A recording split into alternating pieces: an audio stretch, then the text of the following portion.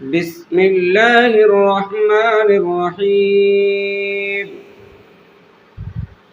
أقم الصلاة لدلوك الشمس إلى غسق الليل وقرآن الفجر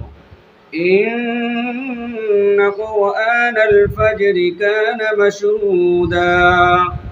ومن الليل فتهجد به نافلة لك عسى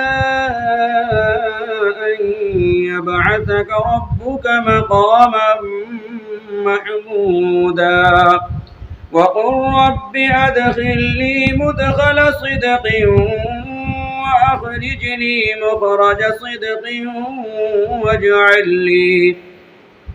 واجعل لي من لدنك سلطانا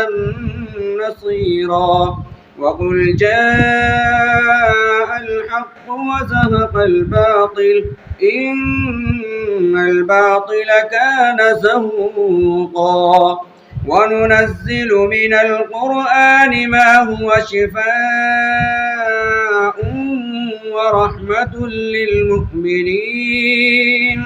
ولا يزيد الظالمين إلا خسارا وإذا